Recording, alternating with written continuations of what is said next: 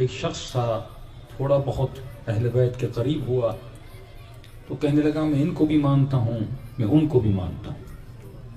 میں نے کہا یہ نہیں ہو سکتا, تمہیں ایک راستے پر چلنا ہے. یہ نہیں ہے کہ میں تھوڑا حق لوں گا میں تھوڑا باطل لوں گا.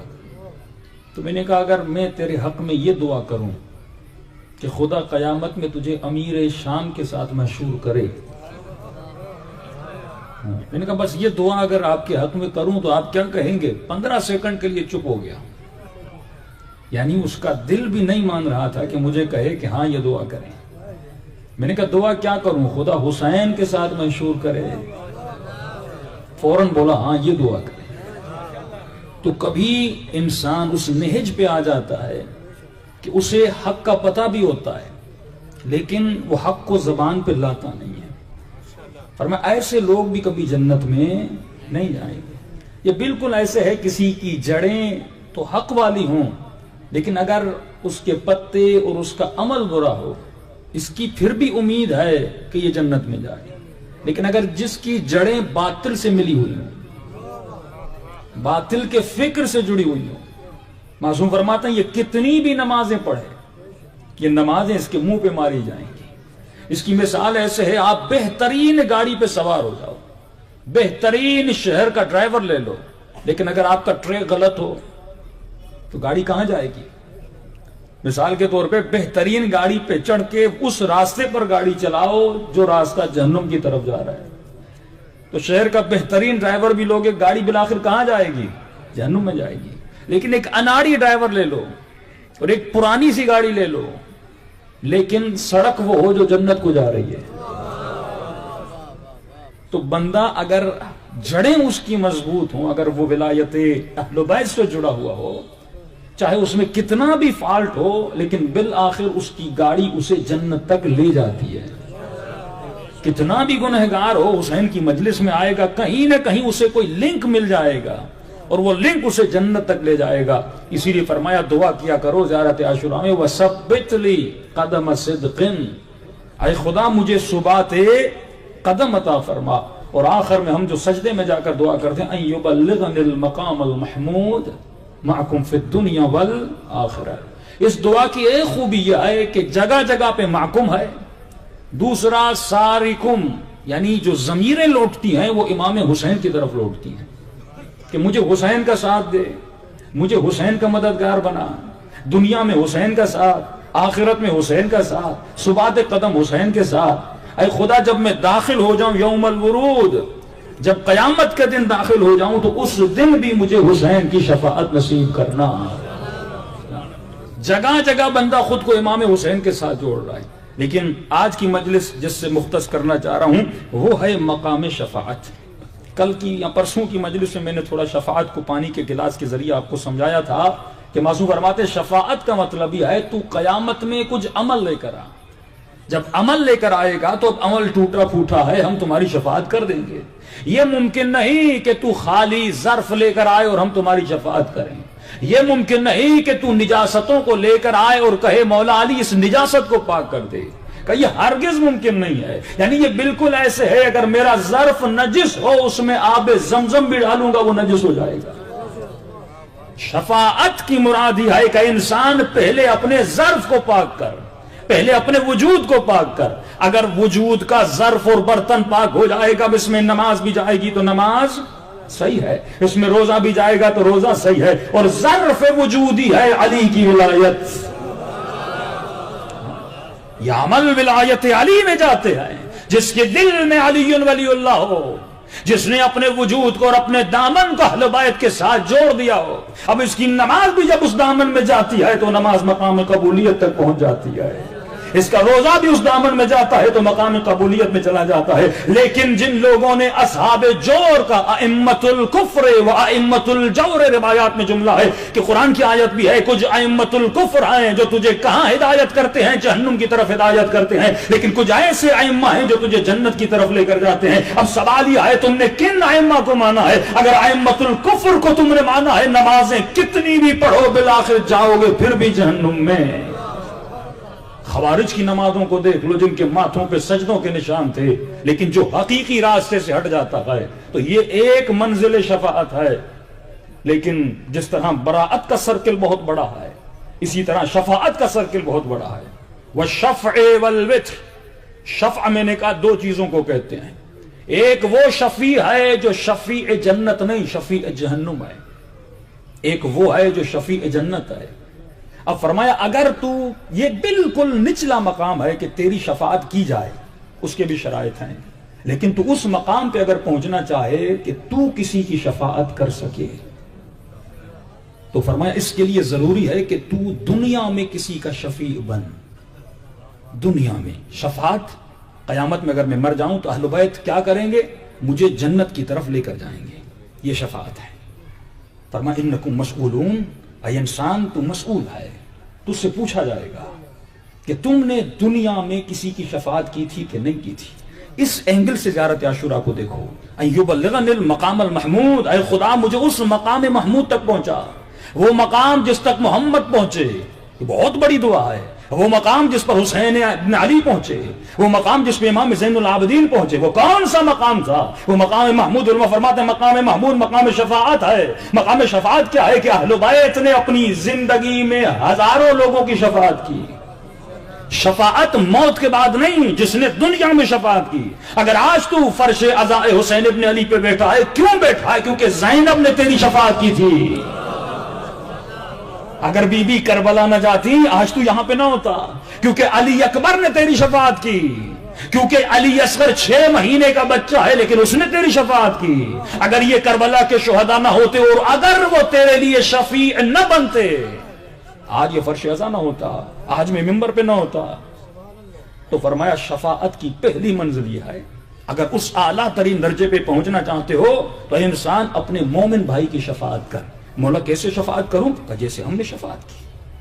اس کو برائی سے روک، اس کو اچھائی کی دعوت دے.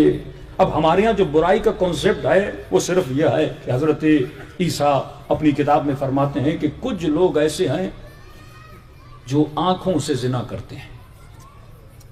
ہمارے ہاں زنا کا کنسپٹ بھی بہت محدود ہے، لیکن حضرت عیسیٰ اس کنسپٹ کو آگے بڑھاتے جا رہے ہیں. کچھ لوگ ایسے ہیں جو آنکھوں سے زنا کرتے ہیں. فرمایا یہ آنکھ سے زنا کر رہا ہے.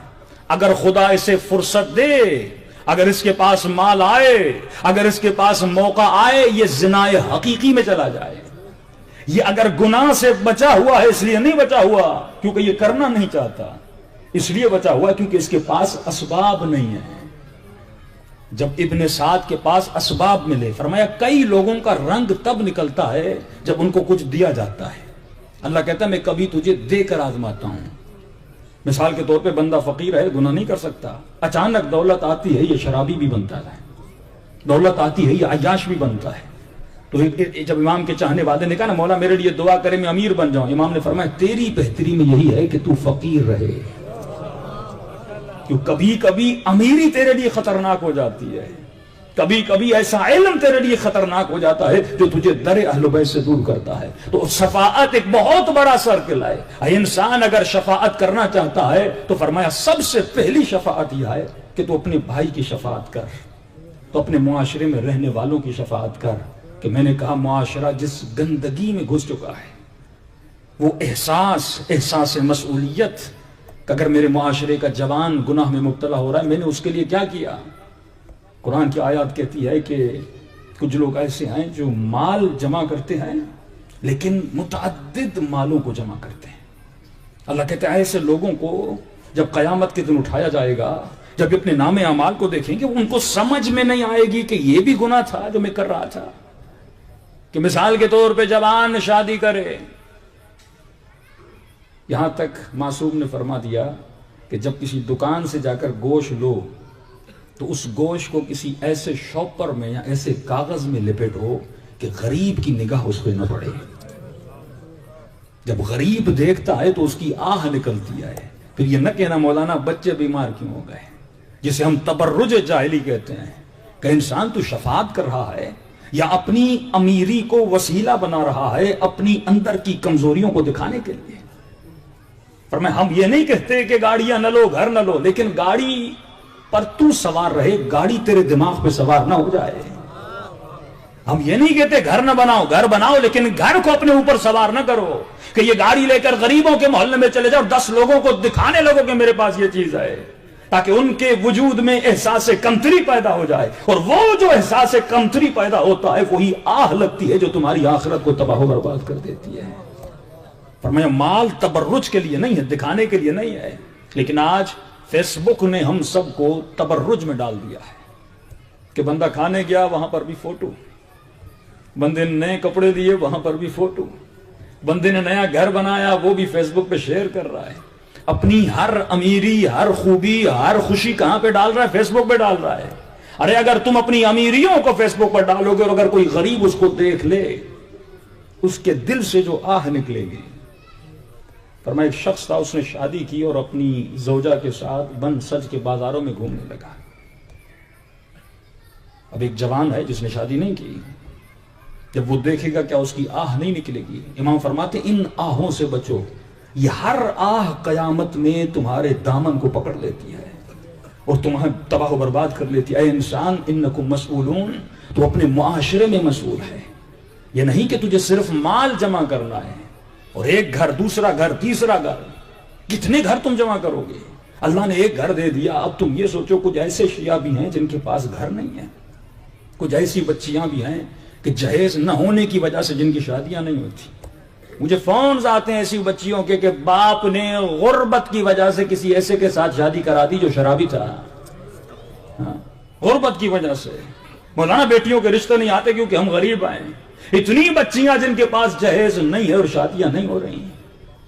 یہ قرآن کی آواز کیا کہتی ہے؟ انکم مسئولون، ہے انسان تو صرف اپنی مسئولیت نہیں رکھتا، ہاں کما کروڑوں روپے جمع کر، لیکن اس نیت سے نہیں کہ مجھے اپنے متعدد گھر بنانے، اس نیت سے کہ مجھے علی والوں کے لیے فلاح کا کام کرنا ہے، مجھے اپنے معاشرے کی اصلاح کرنی ہے۔ اے انسان جو اپنے حسن پہ ناز کرتا ہے، مجھے یہ بتا کیا تو عباس سے زیادہ حسین ہے؟ اے جوان جو تو اپنی آنکھوں پہ ناز کرتا ہے، کیا تمہاری آنکھیں عباس سے زیادہ اچھی تھی؟ جو تو اپنے بدن پہ ناز کرتا ہے، کیا تیرا بدن عباس سے زیادہ بہتر ہے؟ وہ عباس جس نے دنیا کو کمال تک پہنچانے کے لیے اپنی آنکھوں پہ تیر لگنے دیا، جس نے اپنے بازو کٹوا دیے، کربلا میں حسن کٹتا ہوا تجھے نظر آتا ہے، ماؤں نے اپنے جوان بچے کٹوا دیے صرف اس لیے اصلاح امت جدی، تاکہ اس امت کی اصلاح ہو جائے۔ تو سوال یہ ہے کہ تم اسی کربلا کو مانتے اور مجلس میں آ کر مجلس سن کے چلے جاتے ہو، لیکن سوال یہ ہے تم نے اپنے محلے میں کتنی کربلا بڑھائی ہے؟ تم نے کتنے لوگوں کی شفاعت کی ہے؟ اگر شفیع المذنبین بنو گے، اگر لوگوں کی فلاح و بہبود کے لیے کام کرو گے، یہی سوال قیامت میں کیا جائے گا۔ یہ سوال نہیں کیا جائے گا تم نے کتنا مال جمع کیا، سوال یہ کیا جائے گا اگر تم نے مال کمایا تھا تم نے کتنے غریبوں کی اصلاح کی تھی؟ اے انسان تو خود تو ڈاکٹر بن گیا، لیکن یہ بتا تم نے کتنے شیعہ جوانوں کو ڈاکٹر بنایا؟ تو خود تو انجینئر بن گیا، لیکن یہ بتا تم نے کتنے شیعہ جوانوں کو انجینئر بنایا؟ حسین اگر خود جنتی بنی ہے تو حسین کی ڈیوٹی ہے کہ حسین کسی اور کو بھی جنت میں لے کر جائے۔ یہ ڈیوٹی حسین ابن علی کی ہے۔ ابن سعد سے جاتے ہیں، مولا مناظرہ کرنے نہیں جاتے۔ ابن سعد آخری تجھے مہلت دے رہا ہوں، کیوں خود کو جہنمی بناتا ہے؟ ارے جنتی بن جا۔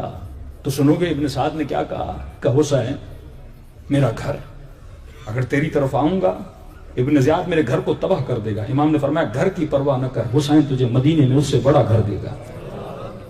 کہنے لگا حسین کوفے میں میرا بہت بڑا باغ ہے، نہیں آؤں گا حکومت اس باغ پہ قبضہ کر لے گی۔ امام نے فرمایا مدینے میں حسین کا اس سے بھی بڑا باغ ہے، وہ بھی حسین تجھے دے رہا ہے۔ کہ حسین رے کی حکومت، امام نے فرمایا تجھے رے کی حکومت پہلے تو ملے گی نہیں، لیکن اگر تو میرے پاس آئے گا اس سے بھی بڑی حکومت حسین تجھے جنت میں عطا کریں گے۔ آخری دم تک حسین محنت کر رہے ہیں کہ ایک بندہ حسین کے لشکر میں اضافی ہو جائے، لیکن جب امام نے دیکھا مرنے والا نہیں، حسین ابن علی چلے گئے۔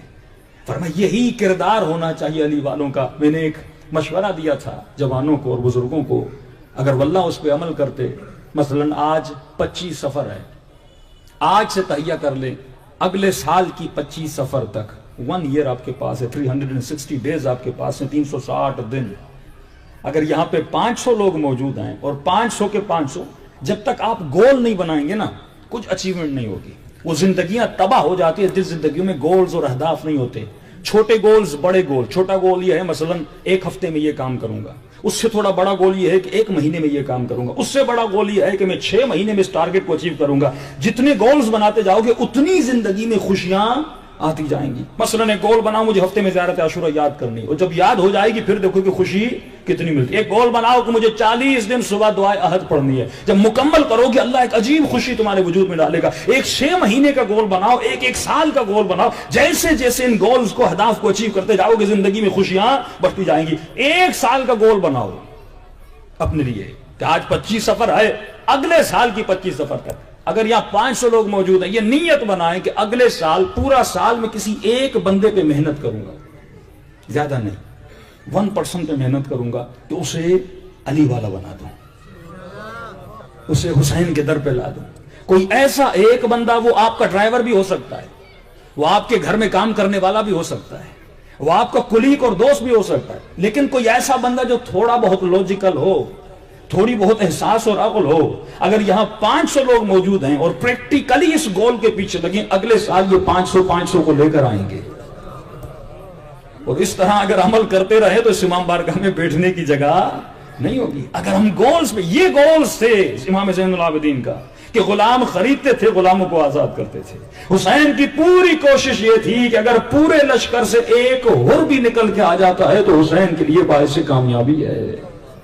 فرمایا امام کا چاہنے والا جو مقام براعت اور مقام شفاعت کو سمجھتا تھا، مقام شفاعت یہ نہیں کہ میں صرف اپنے لیے مانگوں۔ معصوم فرماتے ہیں اگر تو شفیع بننا چاہتا ہے تو اس کا چھوٹے سا چھوٹا قدم یہ ہے، مقام محمود تک پہنچنا چاہتا ہے، اپنے لیے دعا کرنے سے پہلے کسی اور مومن کے لیے دعا کرو۔ ایک چھوٹا سا مقام ہے کہ مولا کیوں کہ شاید تیرے گناہوں کی وجہ سے تیری دعا قبول نہ ہو، لیکن کیونکہ علی کی ولایت کا ماننے والا ہے، تیری دعا میں یہ اثر ہو کہ جب تو کسی اور کے لیے دعا کرے گا اس کی دعا قبول ہو جائے، اور پھر اس کو کہو کہ وہ تیرے لیے دعا کرے۔ اس طرح تم سب کے مسائل حل ہو جائیں گے۔ اور فرمایا جب تو کسی اور کے لیے دعا کرتا ہے خدا اسے بھی عطا کرتا ہے اور دگنا تجھے عطا کرتا ہے۔ لیکن اگر دماغ ہمارا یہی تجارت والا ہو تو آج کے بعد یہ سمجھیں گے کہ ہمیں عطا کیا جائے گا تو ہم کسی اور کے لیے دعا کریں گے۔ اور میں یہ سوچ نہیں، سوچ شفاعت ہونی چاہیے۔ میں دعا کر رہا ہوں کیونکہ یہ جناب سیدہ کی سیرت ہے کہ بی بی کا پہلو ٹوٹا ہوا ہے، جناب فضہ فرماتی ہیں اس مسلح پر بی بی بیٹھی ہیں اور تسبیح کے دانے چل رہے ہیں، لیکن سب سے پہلے نہ حسن کے لیے دعا کر رہی ہیں نہ حسین کے لیے دعا کر رہی ہیں، بی بی اپنے ہمسایوں کے لیے دعا کر رہی ہیں اور اپنے حسین اور اپنے علی کے چاہنے والے شیعوں کے لیے دعا کر رہی ہیں۔ تو اہل بیت نے جگہ جگہ پر کہ امام حسین کا یہ جملہ، اے شیعو اے کاش تم کربلا میں ہوتے اور دیکھتے میں اپنے اصغر کے لیے پانی کس طرح مانگ رہا تھا، جگہ جگہ اپنے شیعوں کو یاد کر رہے ہیں، مولا علی اسی طرح یاد کر رہے ہیں۔ تو فرمایا یہ شفاعت کی چھوٹی منزل ہے، اگر اس مقام محمود تک پہنچنا چاہتے ہو تو یہ تمہاری ذمہ داری ہے کہ تیرے وجود میں احساس ہونا چاہیے۔ جب تک معاشرے کا درد اور احساس نہیں ہوگا تب تک انسان، ایک مومن دوسرے مومن کی مدد نہیں کرے گا۔ لیکن اے انسان ایسا نہ ہو تجھے مال مل جائے تو قارون بن کے بیٹھ جائے، تجھے پاور مل جائے تو فرعون بن کے بیٹھ جائے۔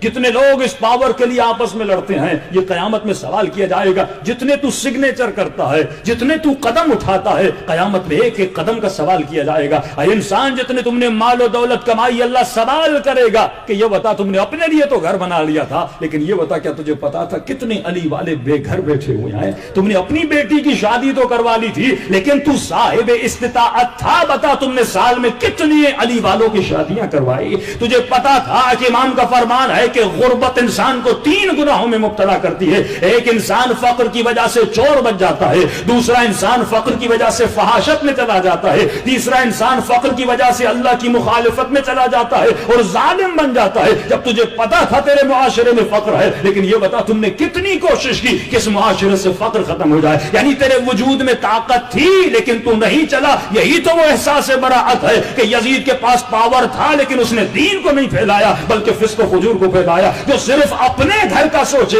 اور اپنے پیٹ کا سوچے یہ علی والا نہیں ہو سکتا۔ جو علی کی طرح سفرے پر بیٹھے اور وقت افطار میں سائل کا سوچے اور غریبوں کا سوچے، یہ علی ابن ابی طالب کا کردار ہے۔ جو یہ سوچے کہ اگر میری سکینہ کو تماچے لگتے ہیں تو لگ جائے لیکن معاشرے میں ایک بچی بچ جائے۔ جو یہ سوچے زینب کی چادر چاہتی ہے تو چلی جائے لیکن آنے والی نسلوں کی چادریں بچ جائیں۔ اگر علی اکبر جاتے ہیں تو چلے جائیں لیکن آنے والے جوانوں کی غیرت بچ جائے. یہی تو کردار اہل بیت تھا کہ انسان تجھے معاشرے میں بہتری لانی ہے اگر تو شفیع بننا چاہتا ہے. ورنہ دولت تو قارون کے پاس تھی, حکومت تو فرعون کے پاس تھی, لیکن دیکھو آج دنیا جس کو یاد کرتی ہے وہ یا ابراہیم کو یاد کرتی ہے, یا اسماعیل کو یاد کرتی ہے, یا ہاجرہ کو یاد کرتی ہے, یا دنیا کربلا جا کر حسین ابن علی کو یاد کرتی ہے. جب تو اس کے بندوں کے لیے محنت کرتا ہے پھر اللہ کا بھی وعدہ ہے اگر تم نے میرے بندوں کے لیے کچھ کیا تو ہے انسان جب تک اللہ ہے تب تک خدا تیری محبت اپنے بندوں کے دلوں میں ڈال دے گا. صلوات پڑھے محمد و آل محمد.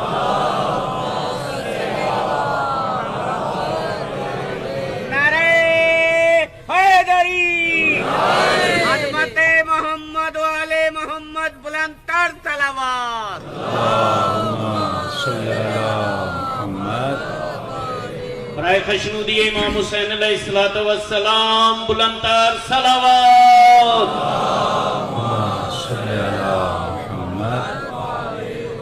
کہ قرآن کی آیت لا یملکون الشفاعہ, ان لوگوں کو کبھی بھی شفاعت نہیں مل سکتی. کن کو پوچھا گیا مولا؟ فرمایا لا ینالو عہد الظالمین, یہ لوگ ظالم ہیں, یہ صرف خود پہ ظلم نہیں کر رہے ہیں. جب دیکھ رہے ہیں کہ تم وجود واحد نہیں ہو, اگر تمہارا اتصال علی کی ولایت سے ہو گیا ہے تو جتنے بھی ولایت علی کے ماننے والے ہیں تمہاری ذمہ داری ہے کہ تم سب کی مسئولیت رکھو اور پوچھو کہ فلاں شیعہ کس مشکل میں ہے. مولا یہ عہد کون سا ہے؟ فرمایا عہد الست ہے کہ جب خدا نے انسان کو پیدا کیا تو اس عالم ذر میں ہر بندے سے سوال کیا تھا تم وعدہ کر رہے ہو, کیوں امام اسے اجازت دیتے ہیں کہ تم اس ظالم کے دربار میں اس شرط پہ کام کر سکتے ہو اگر میرے شیعوں کی مدد کرو. تو ہر فرد شیعہ فرمائیے ایتام آل محمد ہیں, لقب ملا اہل بیت نے دیا کہ جتنے ہمارے شیعہ ہیں یہ ہمارے یتیم ہیں. کیا تو یتیم پرور ہے؟ یتیم پرور یہ یتیم ہیں جو آج امام زمانہ پردے غیب میں ہیں. کون ہے ان کا پوچھنے والا؟ کیا حکومتیں پوچھتی ہیں؟ یہ تیری ذمہ داری ہے. ہر انسان اپنے شعبے کی حد تک, اگر میں عالم ہوں میرا فرض ہے کہ میں علم پہنچاؤں, اگر تم ڈاکٹر ہو تو تمہارا فرض ہے صرف یہ نہیں کہ اپنے گھر بناؤ. الذی جمع مالہ عددہ, قرآن کہتا ہے کہ جس نے مال جمع کیا وہ عدد ہے اور اس مال کو بڑھاتا جاتا ہے بڑھاتا جاتا ہے. تمہارے بچے کتنے ہیں؟ ایک گھر میں بچے کے لیے گھر کافی ہے, لیکن دوسرا گھر, تیسرا گھر, چوتھا گھر. تو ارث جمع کس کے لیے کر رہا ہے؟ مولانا بچوں کے لیے کر رہا ہوں. ارے تم مر جائے گا کیا تجھے پتا ہے یہ بچے ارث کے ساتھ کیا کریں گے؟ ہاں, ان آنکھوں نے دیکھا, بلینر تھا افریقہ کا ایک فوجا, بلینر. آپ تصور نہیں کر سکتے کہ پوری حکومت کو وہ چلا, اتنا پیسہ تھا. سارا پیسہ کس کے لیے جمع کیا؟ بچوں کے لیے جمع کیا. بچی نے ہندو سے شادی کر لی, لڑکے نے بھی ہندو لڑکی سے شادی کر لی. سارا مال کہاں گیا؟ راہ کفر میں چلا گیا. لیکن اگر انسان اس کے پاس ایک گول اور ہدف ہوتا, اگر یہ زیارت عاشورہ کے مقام شفاعت کو سمجھتا کہ خدا جب تیرے ہاتھ میں کوئی چیز دیتا ہے تو ایک ڈیوٹی دیتا ہے. اگر اس نے تجھے مثلا تجارت کرنے کا سلیقہ سکھایا ہے تو اس نے تجھے یہ بھی سکھایا کہ اگر تو نے سکھائے, تو نے بتا اس تجارت کو تم نے پھیلایا کتنا, تم نے کتنے شیعوں کو تاجر بنایا. اگر خدا نے تجھے علم کا محور بنایا ہے تم نے کتنوں کو عالم بنایا. اگر خدا نے تجھے ڈاکٹر بنایا ہے بتا تم نے کتنے شیعوں کی خدمت کی. میں ایسے وکیلوں ڈاکٹروں کو بھی جانتا ہوں جو صبح ڈیوٹی کرتے ہیں اور شام کو فری شیعہ بچوں کو جا کر پڑھاتے ہیں. اس بچے کے پاس فیس نہیں ہے, اگر اللہ نے مجھے علم دیا ہے میں اپنا تھوڑا حصہ تو ڈال دوں تاکہ 4 بچے ڈاکٹر بن جائیں. جب ہمارا یہ دعویٰ ہے کہ ہمارے امام کا مقابلہ دنیا کا کوئی امام نہیں کر سکتا, نہ علم میں, نہ شجاعت میں, نہ فصاحت میں, نہ بلاغت میں, ہر مقام پہ مولا علی آگے ہے. تو جب علی سب سے آگے ہے تو علی کا شیعہ بھی تو سب سے آگے ہونا چاہیے نا. ہاں, فیصل آباد کا سب سے بڑا ڈاکٹر بھی شیعہ ہونا چاہیے نا, یہاں کا سب سے بڑا انجینئر بھی شیعہ ہونا چاہیے نا. تو جس طرح اہل بیت ہر شعبے میں آگے تھے اس طرح ہمیں آگے ہونا چاہیے. اس لیے فرمائے شیعہ زنجیر بن جاؤ. اگر میں صرف انا اور انانیت میں چلا جاؤں گا یہ وطر ہے, یہ شفع نہیں ہے. اگر تو دنیا میں کسی کا شفیع بنے گا تو آخرت میں اہل بیت تیرے شفیع بنیں گے. ایک کاغذ پر بھی تو سائن کرتا ہے نا, قیامت میں اس کا سوال کیا جائے گا. ایک ایک پائی کو تو جہاں پہ خرچ کرتا ہے نا, قیامت میں اس کا سوال کیا جائے گا. وہ مولا علی جو فرمائے علی کو رات کو نیند نہیں آتی اگر اس کوفے میں کوئی بچہ بھوکا سو جائے. ہاں, میری ایک شادی کا خرچے سے, کڑوی بات ہے لیکن میری بیٹی کی ایک شادی کے خرچے سے 20 شیعہ بچیوں کی شادیاں ہو سکتی ہیں. یہ سوال ہوگا قیامت میں, پکڑ ہوگی. یہ نہیں کہ میں نے صرف نماز پڑھ دیا، میں نے خمس دے دیا، حسین کی مجلس میں بچ گیا، نہیں، یہی تو یزیدیت ہے، یہی تو احساس براعت ہے کہ وہ کام جو دشمنوں نے کیے تو نہ کر، یہی تو اشراف گری ہے کہ شیعو احساس اگر تیرے وجود میں نہیں ہوگا کسی اور مومن کا، یہ احساس تھا جس نے حسین کو مدینے سے اٹھا کر کربلا تک لایا، ورنہ اگر درد نہ ہوتا امام حسین میں کیا ضرورت تھی حسین کو جانے کی؟ پوری رات مولا علی کنویں میں سر ڈال کے روتے رہتے تھے، کن پہ روتے تھے؟ کیوں امام زمانہ فرماتے میں ہر روز نماز عصر کے بعد روتا ہوں؟ کس لیے امام زمانہ روتے ہیں؟ فرمایا وہ عوالم، وہ حوادث جو تو نہیں دیکھ رہا امام زمانہ دیکھ رہے ہیں۔ اہل بیت اندر سے روتے تھے کہ پروردگارہ ہم چاہتے ہیں دنیا کو یہ نظام دینے کے لیے۔ فرمایا جب امام کی حکومت ہوگی، اس حکومت میں سب سے زیادہ جو احساس براعت کریں گے وہی لوگ کریں گے جو بھی اہل بیت سے دور ہیں، کہ معاشرہ کس فلاکت میں چلا گیا ہے۔ واللہ ایک فون آتی ہے بندے کو پوری رات نیند نہیں آتی کہ اتنے مشکلات میں اہل بیت کے چاہنے والے ہیں جن کے پاس رات کا کھانا نہیں ہے، لیکن میری ہوٹل پہ ایک کھانے کا ٹرپ جو ہے 10-10 ہزار آ جاتا ہے، کیونکہ میرے پاس احساس نہیں ہے۔ جب انسان اس احساس سے نکل جائے، اصل براعت یہی ہے کہ تم اس کردار سے دوری کرو، تم اس سسٹم سے دور ہو جاؤ جس سسٹم نے دنیا کو سنگ دل بنا دیا، اور اس سسٹم میں اہل بیت میں آ جاؤ کہ حسین صرف حر کو پانی نہیں پلا رہے بلکہ حر کے گھوڑوں کو بھی پانی پلا رہے ہیں۔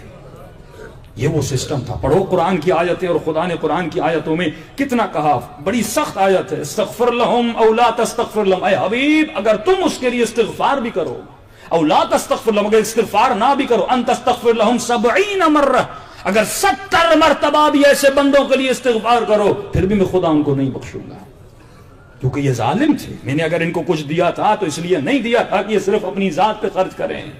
تو فرمایا دولت کمانا جرم نہیں ہے، لیکن دولت کی ذخیرہ اندوزی کرنا، صرف اپنے لیے جمع کرنا، یہ سب سے بڑا گناہ ہے، کیونکہ یہ انسان شیعہ علی تو ہے لیکن سسٹم قارون میں رہ رہا ہے۔ یہ علی کا شیعہ ہے لیکن قارون ہے، اس نے علم تو لیا لیکن صرف اپنے لیے علم کو پسند، بس میں ڈاکٹر ہو جاؤں میری فیملی کا کوئی بندہ ڈاکٹر نہ بنے، میں انجینئر بن جاؤں کوئی اور انجینئر نہ بنے۔ نہیں، اہل بیت کا راستہ یہ تھا کہ اگر وہ خود اس ہدایت کے راستے پر تھے تو سفینہ بھی تھے، تو سفینہ بن، جس طرح حسین سفینۃ النجات ہے، تو بھی خود کو ایک کشتی بنا، اگر خود ایک راستے پہ چل پڑا ہے تو کسی اور کو بھی راستے پہ چلا دے۔ یہ سوال کریں گے امام زمانہ کہ اگر 50 لاکھ تیری بیٹی کی شادی پہ خرچ ہو گیا، ایک مومن نے فون کیا مولانا بیٹی کا جہیز چاہیے، میں نے کہا کتنے کا ہوگا؟ کہ مولانا 32,000۔ کتنے؟ غریب کی بیٹی کا جہیز 32,000 میں آ جاتا ہے، ایک الماڑی چاہیے، چند برتن چاہیے، اور میری بیٹی کی شادی 5-5 لاکھ میں ہو جاتی ہے۔ اہل بیت ایسی شادیوں میں نہیں آتے، امام سجاد ایسی شادیوں میں نہیں آتے۔ اگر واقعاً علی والے بننا چاہتے ہو، واقعاً زیارت عاشورہ کو سمجھنا چاہتے ہو، اس مقام محمود تک پہنچنا چاہتے ہو تو لیس الانسان الا ما سعی، جس طرح اپنی دنیا کے لیے محنت کر رہے ہو، اے انسان اپنی آخرت کے لیے محنت کرو۔ صلوات پڑھے محمد و آل محمد۔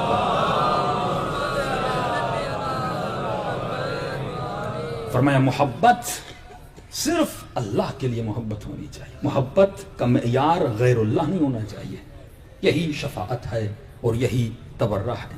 ایک امام کا چاہنے والا، اس نے پیسے جمع کیے کہ میں جاؤں عمرہ کروں، کہتا ہے جمع کرنے کے بعد جیسے راہ سفر ہوا، عمرے سے زیادہ یہ طلب تھی کہ اپنے چھٹے امام جعفر صادق علیہ الصلوۃ والسلام، امام جعفر صادق کی زیارت ہو جائے۔ راستے میں جا رہا تھا، جاتے جاتے ایک دریا سے گزر ہوا۔ اس دریا کے پاس ایک خاتون ہے جو کپڑے دھو رہی تھی، کپڑوں کا بڑا ڈھیر تھا۔ میں تھوڑی دیر کے لیے رک گیا، اس کی غربت کو دیکھ کر، اس کی تھکاوٹ کو دیکھ کر، اتنے زیادہ کپڑے ایک عورت دھو رہی ہے، رک گیا تھوڑی دیر کے لیے۔ ذہن میں آیا کہ رک جاؤ، احساس جب بندے میں ہوتا ہے نا وہ رک جاتا ہے، کہ رک گیا۔ رکنے کے بعد میں نے دیکھا کہ اس پانی میں ایک مری ہوئی بطخ وہاں سے گزر رہی ہے، ایک مرا ہوا پرندہ۔ اس خاتون نے دائیں بائیں دیکھا اور اس بطخ کو لیا اور کپڑوں کے نیچے چھپا دیا۔ اب کہتا ہے مجھ پہ واجب ہوا، مسلم کنٹری ہے اور خاتون ایک مردار کیوں اٹھا رہی ہے؟ سوال کرو نا خود سے، یہ معاشرہ گناہ میں کیوں جا رہا ہے؟ یہ بدبختیوں میں کیوں جا رہا ہے؟ یہ زنا میں مبتلا کیوں ہو رہا ہے؟ اب آؤں گا ان باتوں پہ کہ اگر ہم اپنے گھروں کو ایسا نہ بنائیں, اگر فطرت کو نہ سمجھے, معاشرہ آٹومیٹکلی گناہ میں چلا جاتا ہے. تو تم مسئول ہو اس معاشرے کے گناہ کے لیے, کم از کم اپنی شیعہ سوسائٹی کے لیے تم مسئول ہو. تو کہتا ہے ایک مرتبہ میں اس خاتون کے قریب گیا, میں نے کہا آپ مسلمان ہیں؟ کہاں, کس کی ماننے والی ہو؟ اس نے کہا محمد مصطفیٰ کی. کہ محمد کے بعد کس کی ماننے والی ہو؟ کہتی ہے کہ علی المرتضیٰ کی. اور اس کے دل میں احساس پیدا ہوا کہ کس قبیلے سے اور کون ہو؟ کہا میں علویہ ہوں, سید ہوں. کہا کہ سوال یہ ہے کہ آپ نے, میں نے دیکھا پانی سے ایک مردہ بطخ جا رہی تھی, اس کو اٹھا کے آپ نے کپڑوں کے نیچے رکھ لیا. کہا میں نے رکھا. کہا آپ کو نہیں پتا کہ مردار کا گوشت کھانا حرام ہے؟ کہا پتا ہے. کہا پھر کیوں اٹھایا؟ کہ اس کی آنکھوں میں آنسو آئے اور رونے لگی. کہ رو کیوں رہی ہو؟ کہ روز گھر جاتی ہوں اور میرے بچے کہتے ہیں کہ اماں گوشت کب کھلاؤ گی. 30 دن میں میرے گھر میں 25 دن گوشت پکے, اور غریب مہینے میں 1 دن. یہ مسئول ہیں, ہم مسئول ہیں, سوال ہوگا ہم سے. یہی تو سوال ہے. اتنی تھوڑی آسان ہے قیامت, اتنا تھوڑا آسان ہے حساب و کتاب کہ اللہ میں نے نماز پڑھی, روزہ رکھا, فروع دین کا کیا ہوگا؟ 9 درجے ایمان کے حقوق العباد ہیں, ان حقوق کا کیا ہوگا؟ خدا تم سے سوال نہیں کرے گا. اس نے کہا کیا مطلب؟ کا روز جاتی ہوں, ماں ہوں, ماں کا دل نرم ہے, اب بچوں کا رونا دیکھا نہیں جاتا. میں نے کہا آج اٹھا لیتی ہوں اور بچوں کو بھون کے کھلا دوں گی. اس نے سوچا اے امام کے صحابی, تو عمرے پہ جا رہا ہے, 10 مرتبہ تو مولا حسین کی زیارت کر کے آئے, پر اگر یہ کردار رہا تو معصوم فرماتے بعض لوگ ایسے ہیں جو قرآن پڑھتے ہیں پر قرآن ان پہ لعنت کرتا ہے, زیارت کرتے ہیں پر یہی زیارت ان پہ لعنت کرتی ہے. کہ تم 1 دفعہ زیارت کی, 2 دفعہ زیارت کی, تمہیں یہ فکر نہیں کہ معاشرے میں لوگ بھوک مر رہے ہیں, چلو 1 مرتبہ کسی اور کو بھی زیارت پہ بھیج دو نا.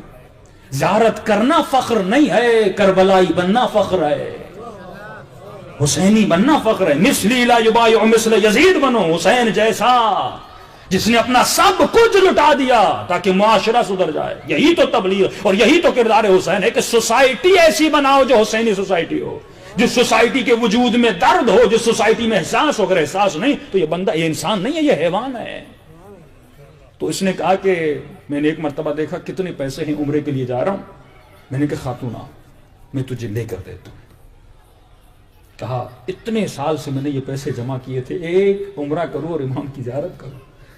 میں نے کہا چلو عمرے تو پھر بھی ہوتے رہیں گے, پیسے تو پھر بھی جمع ہو جائیں گے, لیکن میں ایک انسان کو, من احیاہا فکأنما احیا الناس جمیعا, میں ایک کو ہدایت دوں. میں دیکھ رہا ہوں کہ یہ حرام میں مبتلا ہو رہی ہے اور میں کہوں میں عمرے پہ چلا جاؤں. میں نے کہا آ جاؤ. جتنے میرے پاس درہم تھے, میں نے کہا یہ بتاؤ کہ شوہر مر چکا ہے, کہاں بیوہ. کہا کہ تمہارے شوہر کا کوئی دوست ہو جو نیک و صالح ہو. کہا ایک دوست ہے اس کا جو بازار میں دکان ہے, اس کی تاجر ہے. اس نے کہا چلو اس کے پاس, مجھے لے کر چلو. اب دیکھو مدد کیسے کرتا ہے.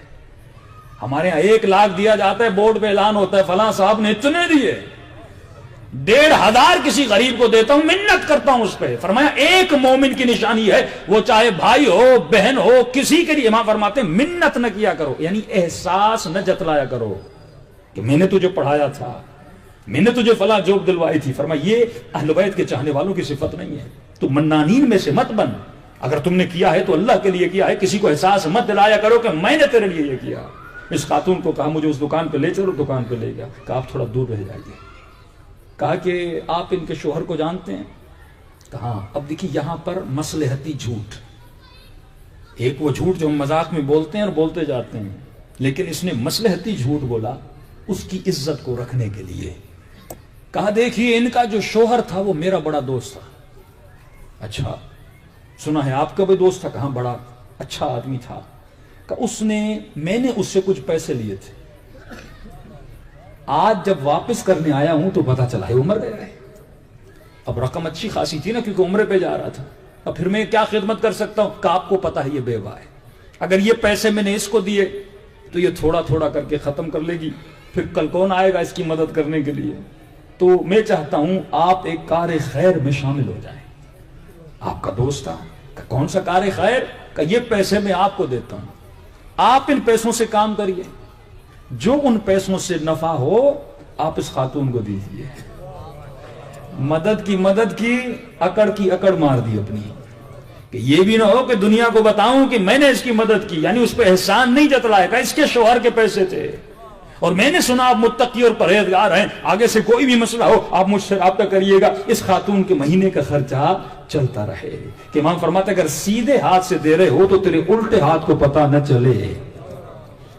20 سال سے علی یتیموں کو کھانا دیتے رہے، لیکن یتیموں کو کب پتا چلا؟ جب 3 دن گھر میں کھانا نہیں گیا تو پتا چلا یہ جو کھانا دینے آتا تھا یہ علی، یہ مرتضیٰ تھے۔ اور ایسی محبت یتیموں کے دل میں کہ امام حسن فرماتے ہیں جب میں نے دروازہ کھولا تو میں نے دیکھا ایک بیوہ خاتون ہے، دونوں ہاتھوں میں 2 یتیم بچے ہیں، یتیموں کے ہاتھ میں پیالہ ہے۔ امام نے کہا یہاں کیا کرنے آئے ہو؟ کہ مولا میرے یتیم بچے علی کے لیے دودھ لے کر آئے ہیں۔ کہا کیوں دودھ لے کر آئے ہو؟ کہا سنا ہے حکیم نے کہا علی کو دودھ کی ضرورت ہے۔ تم کیوں آئے ہو؟ کہا مولا 3 دن تک پتا نہیں تھا کہ علی رات کے اندھیروں میں آتے تھے، آج بچوں کو پتا چلا کہ علی تھے جو رات کے اندھیروں میں دستک دے کر ہمیں غذا دے کر اور کھانا دے کر جاتے تھے۔ کہا پھر کیا ہوا؟ کہ مولا میرے پاس ایک ہی اونٹنی، اس کا دودھ نکالتی ہوں بیچتی ہوں اور اسی دودھ بیچنے کے جو پیسے آتے ہیں اس سے روٹی خریدتی ہوں بچوں کو کھلاتی ہوں۔ آج جب دودھ نکالنے گئی بچوں میرے قدموں پہ گر گئے کہ اماں آج دودھ نہ نکالنا، بچوں دودھ نہیں نکالوں گی، کیا کھاؤ گے کیا پیو گے؟ رو کر کہنے لگے اماں حکیم نے کہا علی کو دودھ کی ضرورت ہے، بھوکے رہیں گے۔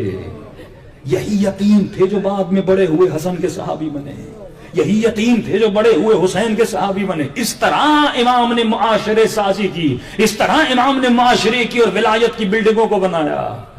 تو کہتا ہے کہ میں نے مدد کر کے اور چلا گیا، کئی سالوں کے بعد اللہ نے پھر رزق دیا، اللہ نے پھر مجھے نوازا کہ تم 1 2 خدا 10 دیتا ہے۔ یہ ایمان ہونا چاہیے انسان کا، رزق دینے سے کم نہیں ہوتا، یہ تو مال ہے دنیا میں رہتا ہے، اصل رزق ابدی ہے کہ جب وہاں جاؤ۔ امام فرماتے ہیں کچھ لوگ ایسے ہیں جو دنیا میں امیر ہوتے ہیں اور آخرت میں فقیر ہوتے ہیں، کچھ لوگ ایسے ہیں جو دنیا میں فقیر ہوتے ہیں آخرت میں امیر ہوتے ہیں۔ تو اللہ کو کہیں گے خدایا میرے پاس تو کچھ بھی نہیں، اللہ کہے گا جتنا تو نے وہاں دیا تھا اتنا میں تجھے یہاں دوں گا۔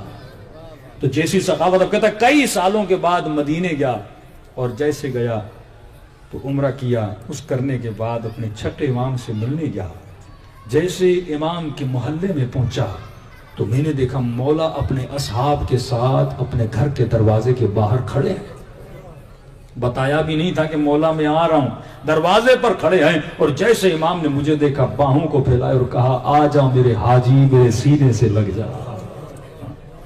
کبھی کبھی ایک عمل مجھے حاجی بنا دیتا ہے، صلوات پڑھے محمد وعلی محمد۔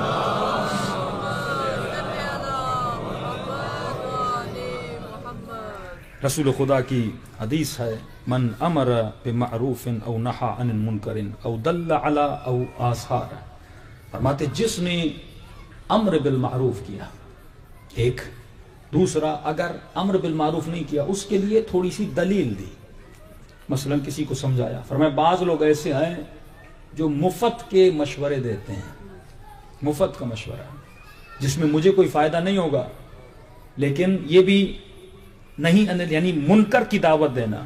ایک بندہ آیا، اس نے کہا میرا آفس کا کام نہیں ہو رہا، میں نے کہا فلاں جگہ رشوت لیتا ہے کام ہو جائے گا۔ مفت کا مشورہ دے کے میں اس گناہ میں اس کا شفیع بناؤں۔ جس بھی کام میں تم جس کے شفیع بنو گے اس کے ساتھ اٹھایا جائے گا، یہ بات یاد رکھو۔ یہی تبرہ کا مین مقصد ہے کہ انسان تبرہ کرو، کس سے؟ ان صفات سے جو صفات یزیدی، صفات قارونی، صفات فرعونی تھی۔ اگر تیرے وجود میں تو نام تو علی کا لے رہا ہے لیکن صفت فرعونیت اگر تیرے وجود میں ہے، فرعون تیرا شفیع بنے گا قیامت میں۔ اگر تو گھر میں ظالم ہے، قیامت میں شمر تیرا شفیع بنے گا، کیونکہ تم اسی کی صفت کو لے کر دنیا میں زندگی۔ اگر یہاں کنجوس ہو، جو صفات حسنہ تیرے وجود میں ہے انہی کے ساتھ تو مشہور کیا جائے گا۔ اگر سخی ہے سخیوں کے ساتھ مشہور کیا جائے گا، اگر مجاہد ہے شہیدوں کے ساتھ مشہور کیا جائے گا، اگر سچا اور صادق ہے تو صدیقۃ الکبریٰ جیسیوں کے ساتھ مشہور کیا جائے گا، اگر مقام شہادت پر ہے تو جیسا تیرا عمل ہے ویسوں کے ساتھ مشہور کیا جائے گا۔ فرمایا یہاں تک سوچا کرو کہ تم کسی کو غلط مشورہ تو نہیں دے رہے، ایون یہ بھی سوچا کرو کہ اگر تم نے کسی کو غلط مشورہ دیا، بیٹھے بیٹھے مفت میں تم نے مشورہ دیا، اس نے رشوت لی، رشوت لینے والا دینے والا دونوں جہنمی، اب قیامت میں دل اسی کے ساتھ تجھے اٹھایا جائے گا۔ ائمۃ الجور، ائمۃ الکفر، یہی تیرے امام ہوں گے، یہ تیرا امام نہیں ہوگا۔ تبھی فرمایا من موت ولم یعرف امام زمانہ موت میتۃ جاہلیہ، جو مر جائے اور امام وقت کو نہ پہچانے۔ کیا پہچانو امام زمانہ کو؟ یہی تو پہچانو کہ تیرا امام زمانہ جب حکومت قائم کرے گا کیا کرے گا۔ کیا تم نے امام کے آنے سے پہلے ایسا نظام نافذ کیا ہے جیسا امام زمانہ چاہتے تھے؟ صلوات پڑھے محمد و آل محمد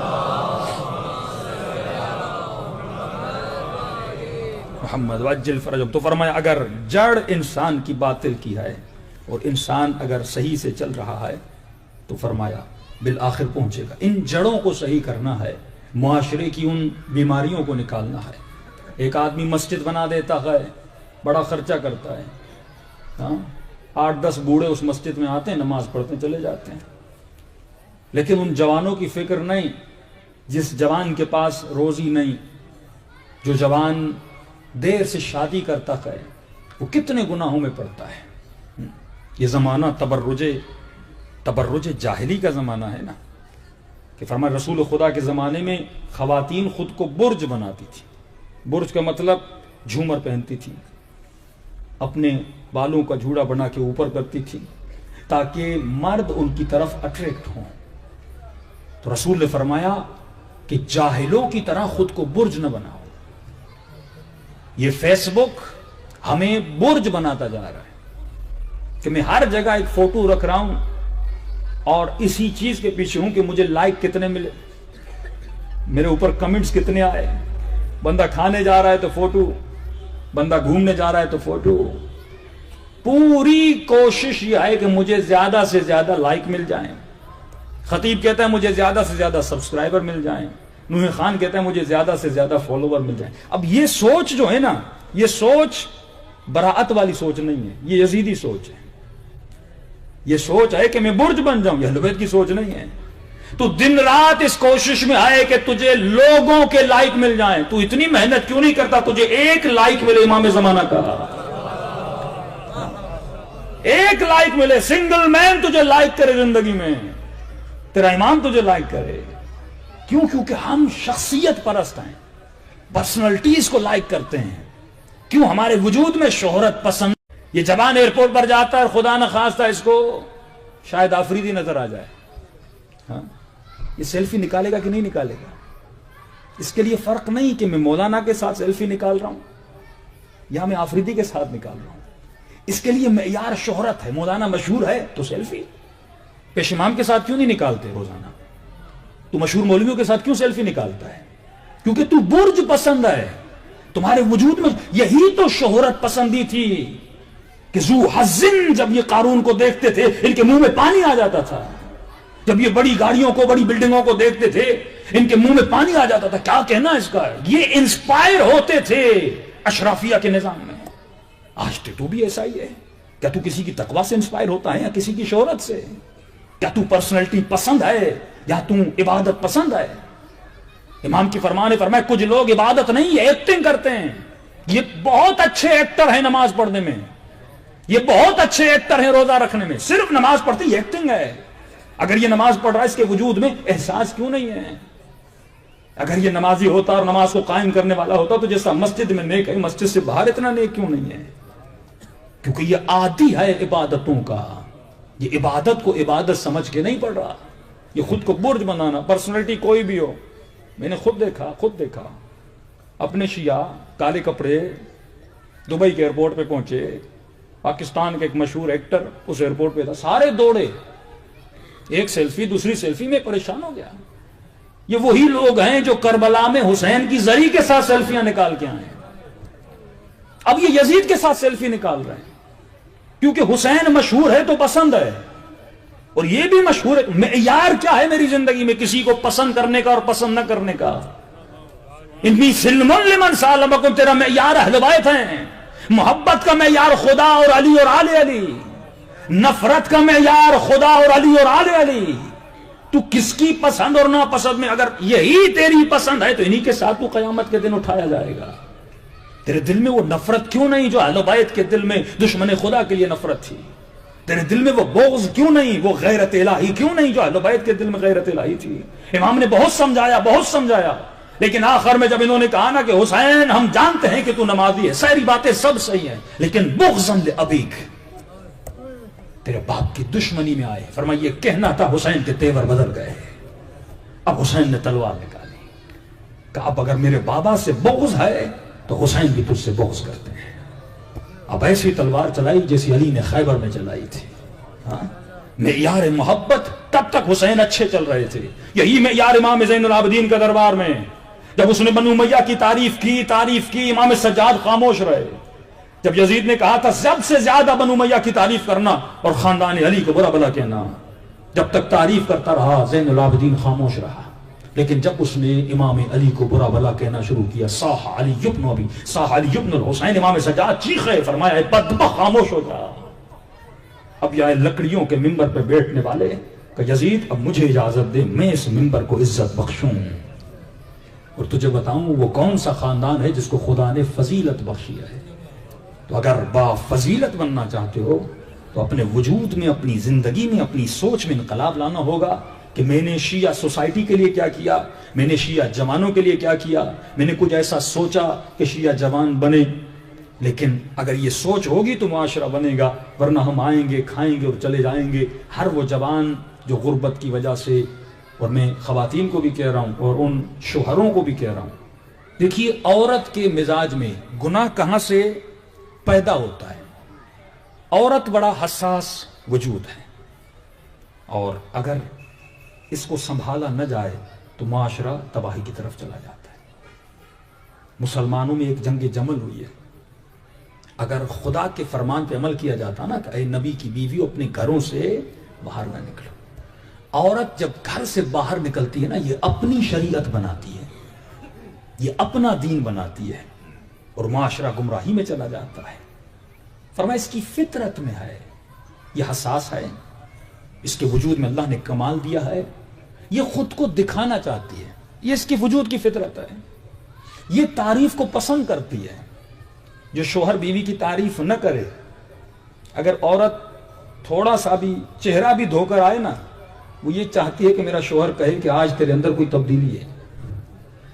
نہیں بولو گے، اس کو اس طرح ہینڈل نہیں کرو گے، یہ ہاتھ سے نکل جائے گی۔ اتنے حادثات میں ممبر سے بتا نہیں سکتا، ہزاروں لوگ فون کرتے ہیں، خواتین فون کرتی ہیں، جوان فون کرتے ہیں، مسائل کو ڈسکس کرتے ہیں، اور یہی مسئلہ ہے کہ معاشرے کو سوچ شادی ہو گئی، 4 سال کے بعد طلاق، 1 مہینے کے بعد طلاق، گھر کے گھر تباہ و برباد ہو گئے۔ کیوں؟ کیونکہ وہ سوچ ہم نے ان لوگوں کو، جوانوں کو نہیں دی۔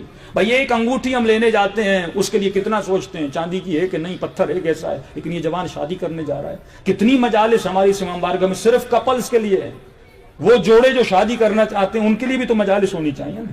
اہل بیت کے اتنے فرامین ہیں کہ اے جوان تو رشتے کے لیے جا رہا ہے، تجھے کون سا رشتہ انتخاب کرنا ہے۔ اے خاتون جب شوہر شادی کرنے جا رہی ہے، کون سی؟ کچھ ہی دن پہلے کسی خاتون نے فون کیا کہ مولانا مجھے اپنے ماں باپ سے نفرت ہو گئی ہے۔ کیوں؟ کہ انہوں نے میری زندگی تباہ کر دی، میں کیا کہہ سکتی تھی، میری شادی کروا دی، ابھی میں تباہی کے دامن میں پڑی ہوئی ہوں، شوہر شرابی ہے، بدبخت ہے، 4 سال سے میری زندگی تباہ و برباد ہو گئی ہے۔ کیوں زندگیاں تباہ ہوتی ہیں؟ کیونکہ ہم اس سوچ پہ اہل بیت پہ نہیں چلتے۔ اگر گھروں کو بنانا ہے تو گھروں میں وہ سوچ لانی۔ اب بندے کی شادی ہو گئی، یہ عرب سوسائٹی تو نہیں بندہ 4 شادیاں کرے، ہاں، اور شادی مشکل سے ہوتی ہے۔ آپ 6 سال کسی بندے کے ساتھ رہو، وہ آپ کے مزاج کو سمجھے، آپ اس کے مزاج کو سمجھو، اتنا مشکل ہوتا ہے، اور اچانک زندگی بگڑ جائے، بچے پورا خاندان اور پوری فیملی تباہ و برباد ہو جاتی ہے، فیملیاں ڈپریشن کا شکار ہو جاتی ہیں۔ کون ذمہ دار ہے اس کا؟ ہم نے خود پہ ظلم کیا۔ 3 لیکچر ہو سکتے ہیں صرف ان جوانوں کے لیے، ہم نے ایران میں کچھ لیکچرز رکھے، وہ جوان پریشان ہو گیا کہ مولانا میری سوچ یہاں سے وہاں ہو گئی۔ جب تک اس کو سمجھاؤ گے نہیں کہ تمہارے حقوق کیا ہیں، جب ریسرچ کرنے جاؤ، جب شادی کرنے جاؤ، کس چیز کو تلاش کرنا ہے۔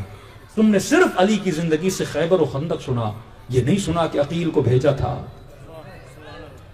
کہ مجھے ایسی ماں ڈھونڈ کے دے جو عباس کو پیدا کرے۔ مولانا کے معیار بنایا تھا کہ مجھے ایسا بچہ چاہیے، اس کے لیے قبیلہ بھی ایسا ہونا چاہیے، ایسا بہادر ہونا چاہیے۔ تو اگر اہل بیت کے ٹریک پہ چلیں گے تو زندگیاں دنیا کی بھی بنیں گی اور آخرت کی بنیں گی۔ صلوات پڑھیں محمد و آل محمد۔ بارے دیگر صلوات پڑھیں محمد و آل محمد۔ برائے خشنودی محمد و آل محمد بلند تر صلوات. اللہم صلی علی محمد و آل محمد. قرآن پڑھو اور قرآن کی آیتیں پڑھو. جب قوم لوط اس خباثت والی بیماری میں مبتلا تھی، قرآن کی آیت ہے، اللہ نے فرشتے بھیجے. نبی خدا کو کہتے ہیں ان فرشتوں کو باہر بھیج، ہم ان کے ساتھ گناہ کرنا چاہتے ہیں. میں آپ سے ایک سوال کروں، ایک زانی، شرابی، ہم جنس گرا، اس گندے گناہ میں مبتلا شخص اگر آپ کے در پہ آئے اور یہ کہے کہ میں نے توبہ کر دی ہے، آج کے بعد گناہ نہیں کروں گا، آپ مجھے رشتہ دو، آپ دو گے یا دھکے مار کے باہر نکالو گے؟ دھکے مار کے باہر نکالے، بدبخت تو مجھ سے رشتہ لینے آیا ہے، تم نے اپنے کریکٹر اور پاس کو دیکھا ہے. لیکن یہ قرآن کی آیت پڑھ کے انسان اگر روئے حضرت لوط کے لیے کہ فرماتے ہیں ہاں اولاد بناتی، تم اس گناہ میں مبتلا کیوں رہے؟ میری بیٹیاں ہیں، تم شادی کیوں نہیں کرتے؟ ایسے بدبخت. یعنی نبی کیا چاہ رہے ہیں کہ ایک لمحے کے لیے بھی یہ امت گناہ سے بچ جائے. یہ درد تھا انبیاء کا کہ ہم گناہوں سے بچانا چاہ رہے ہیں، لیکن یہ انسان گناہوں سے بچ نہیں رہا، جسے کہتے ہیں کہ انسان ایسے گناہوں میں فرما. یہاں تک معصوم فرماتے ہیں اگر کوئی خاتون عطر لگا کے باہر نکلے، یہ روایات پڑھیے معصومین کی، عطر لگا کے باہر نکلے، لیکن اے مرد اگر تم نے اپنی بیوی کو توجہ نہیں دی، اس کو توجہ کی ضرورت ہے، اس کو تعریف کی ضرورت ہے. یہ پڑھو معصومین کی روایات، پڑھو مولا علی اور جناب سیدہ کی سیرت، پڑھو جناب ام البنین اور مولا علی کی سیرت. ان کا رویہ گھر میں کیا تھا؟ اگر یہ جوان شوہر اپنی جوان بیوی کو توجہ نہیں دے گا، صبح سے شام تک بزنس میں لگا رہے گا، تو اس کے وجود میں انحراف پیدا ہوگا. اسے توجہ تو چاہیے نا. اب net, social media, WhatsApp, Facebook, mobile کو تم کنٹرول کر سکتے ہو. انحراف جب وجود میں پیدا ہو جائے گا، یہ توجہ کی طالب ہے، اسے تعریف چاہیے، تو یہ کہیں اور سے جا کر تعریفیں لے گی. یہ بھی مسائل ہمارے پاس آئے، گھر کے گھر اجڑ گئے. اس کا قصوروار کون؟ اب شوہر کہے کہ بیوی کا قصور ہے. نہیں میرے عزیز، اگر تو گھر کو صحیح طریقے سے سنبھالے، جب تو 6 مہینے، ان والدین کو کہہ رہا ہوں ایسے لوگوں سے اپنی بیٹیوں کی شادیاں نہ کروائیے جو 6 مہینے 8 مہینے آؤٹ آف کنٹری رہتے ہیں، صرف مال کے لیے کہ مولانا سعودی میں کام کرتا ہے، دبئی اور انگلینڈ میں رہتا ہے، جوان بڑا پیسے والا ہے، مالدار ہے. شادی کرنے کے بعد اس عورت کو شوہر کی توجہ کی ضرورت ہے. پھر گھروں میں فساد مبتلا ہو جاتا ہے، اور وہ جوان جو 6 مہینے وہاں رہے، کیا اسے بیوی کی ضرورت نہیں ہے؟ پھر وہاں وہ کن گناہوں میں مبتلا ہوتا ہوگا؟ یہ رشتہ صرف نام کا رشتہ ہے. اس گھر میں کبھی بھی ایسے بچے پیدا نہیں ہو سکتے جیسے اہل بیت چاہتے ہیں. کبھی بھی علی والے بچے. سوسائٹی اگر بنانی ہے تجھے جگہ جگہ سوچ. یہی تو تبرہ ہے کہ کیا تم اس کردار سے دور ہو جس کردار سے اہل بیت نے تجھے کہا. اور فرمایا بالکل اسی طرح اگر کوئی عورت عطر لگا، دیکھیے اہل بیت کتنے حساس ہیں، عطر لگا کے باہر چلے اور اس کی عطر کی خوشبو ایسی ہو جس سے کوئی نامحرم اٹریکٹ ہو. یہ تبرج جاہلی. آج شیعہ خواتین مجالس پڑھ رہی ہیں، ویڈیوز فیس بک پہ چڑھ رہی ہیں، یوٹیوب پہ چڑھ رہی ہیں. حوض علمیہ میں ایک بہت نیک سیرت خاتون تھی، ہماری سسٹرز ہمیں بتایا کہ اس نے ریڈیو پہ ایک انٹرویو دیا، جسٹ 1 انٹرویو ایران کے ریڈیو پہ. اس کے بعد اس نے کہا میں آج کے بعد ایک بھی انٹرویو نہیں دوں گی. کہا کیوں نہیں دیں گی آپ؟ کہا ایک دن میں ٹیکسی میں سوار تھی اور اس گاڑی پہ ریڈیو پہ میرا ہی انٹرویو چل رہا تھا. تو آگے ایک ٹیکسی ڈرائیور، ایک اور مسافر بھی بیٹھا تھا. اس نے جیسے میری آواز سنی کہا اس خاتون کی آواز کتنی اچھی ہے. میں نے کہا میرے ریڈیو پہ جانے پہ میری آواز بھی کسی کو اٹریکٹ کر رہی ہے تو میں جا کر درس قرآن دے رہی ہوں، لیکن اس کا دماغ تو خراب ہو رہا ہے نا. آج خواتین علی الاعلان یوٹیوب چینل، یہ وہی برج ہے، یعنی دین پھیلا رہی ہے لیکن اسے پتا نہیں میں دین یزیدیت کے سسٹم میں پھیلانا چاہتی ہوں. جس براعت سے اہل بیت، جو بی بی زینب روتی رہی چادر کے لیے، یہاں تک معصوم فرمائے جو عورت عطر لگا کے باہر نکلے اور اس کے عطر سے اگر کوئی مرد اٹریکٹ ہو، رسول فرمائے جھومر پہن کے نہ چلو. یہ خواتین چلتی تھی جھومر پہنتی تھی، مرد اٹریکٹ ہوتے تھے.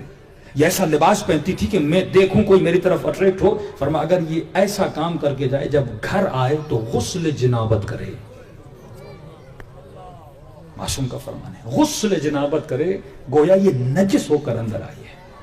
اب غسل کرے تاکہ مصلی پہ کھڑی ہوتی ہے، یہ کسی کے وجود کو نجس کر کے آئی ہے. اسی طرح اے جوان، جب تو آئینے پہ کھڑا ہوتا ہے خود کو بناتا ہے، کس کے لیے بنا رہا ہے؟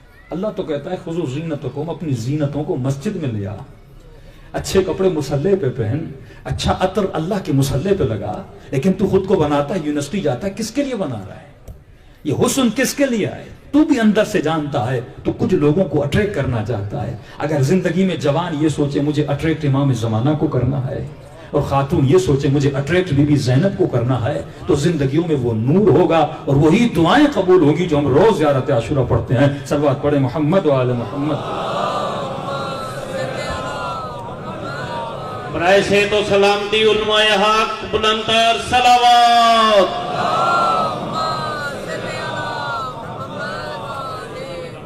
آخر الزمان کی ایک نشانی جو معصوم فرماتے ہیں وہ ہے اختلاط کفر اور ایمان۔ براءت اس لیے 100 مرتبہ لعنت اس لیے تو خود کو کمپلیٹ جدا کر ان سے، جب تک تو جدا نہیں ہوتا تب تک تو مومن نہیں ہے۔ براءت یعنی سسٹم کفر اور نفاق سے خود کو الگ کر۔ ایسا ہوتا ہے کہ ہم نام اہل بیت کا لے رہے ہوتے ہیں لیکن ہم نے اس سسٹم کی کچھ چیزوں کو لیا ہوتا ہے۔ فرمایا آخری زمانے میں اختلاط ہو جائے گا، بندہ مخلوط ہو جائے گا، 4 چیزیں یہاں سے لے گا، 4 چیزیں حسین سے لے گا۔ فرمایا نہیں، یہ براءت نہیں ہے۔ براءت صرف لعنت نہیں ہے، براءت اس سسٹم سے کمپلیٹ جدائی کا نام ہے جس سسٹم سے امام حسین لڑنے گئے تھے، جو سسٹم اشراف گری کا سسٹم، جو سسٹم شہرت پسندی کا سسٹم، جس سسٹم میں بندہ مال کے لیے جو بھی آئے جس کا بھی حق کھانا ہو کھا لے۔ کتنے مسائل آپ امت میں دیکھتے ہیں کہ بھائی نے بھائی کو مار دیا، بھتیجوں نے چچا کو مار دیا، بیوی نے مال کے لیے شوہر کو مار دیا، جوان نے حسن کے لیے مجازی عشق کے لیے اپنے والدین کے ساتھ بے احترامی کر لی۔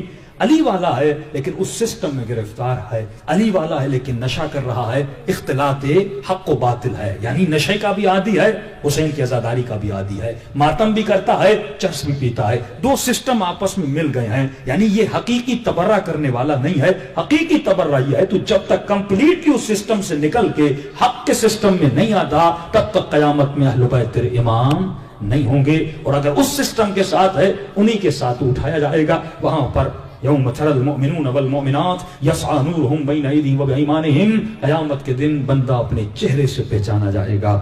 دین بڑا ظریف ہے، دین بڑا حساس ہے، تم مسئول ہو اپنے لمحوں کے لیے، اپنی گھڑیوں کے لیے، اور مسئول صرف اپنے بچوں کے لیے نہیں ہو، اگر اللہ نے دیا ہے تو معاشرے کے لیے بھی مسئول ہو۔ صلوات پڑھیں محمد و آل محمد۔